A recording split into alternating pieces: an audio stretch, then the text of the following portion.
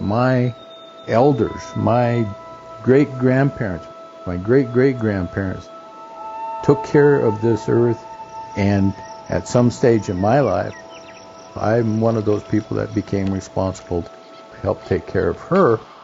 My children, my grandchildren, my great-grandchildren are going to have to take up that responsibility of preserving for us this great land that we live in, this great place that we just borrow. I borrow of the earth and I pass it on.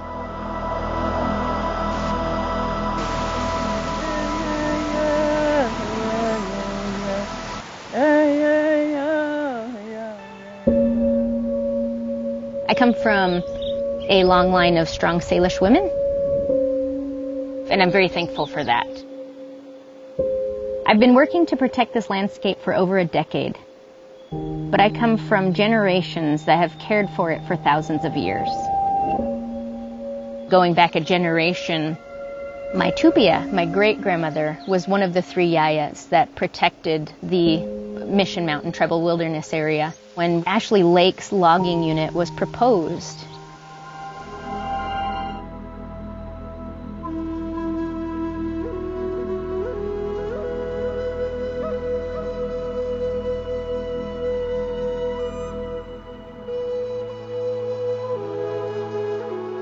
The 3 yayas, as well as community members, formed a Save the Mission Mountains group to help create the Mission Mountain Tribal Wilderness area. The 3 yayas came in to remind Tribal Council the importance of the wilderness and why we need to preserve it. So when they were done, they remained standing, and they informed Council that they wouldn't leave until the decision was made. And I'm very thankful for our elders to have battled to preserve that for us.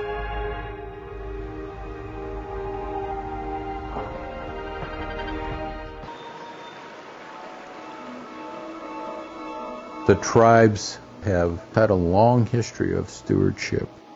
Early on in the 60s, we were already talking about protecting the grizzly bear. Long before the Endangered Species Act protected them, we were protecting them.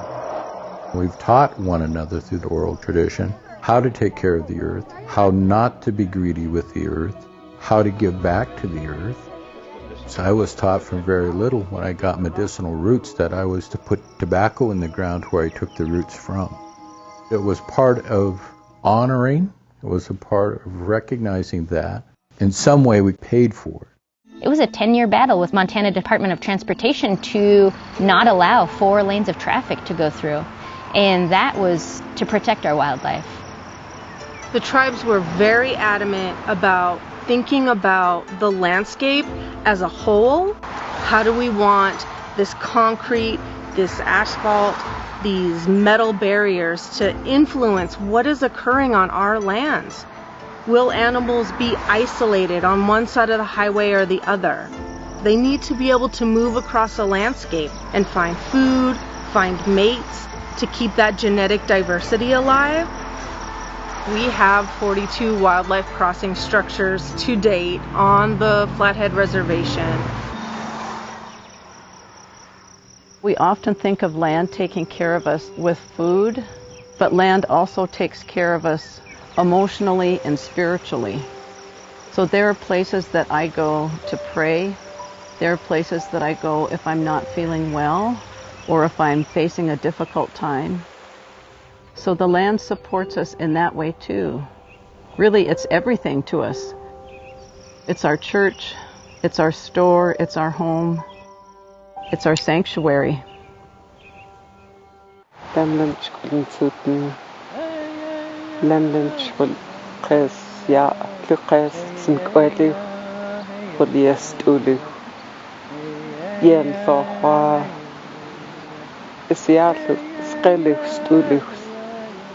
Chun land through the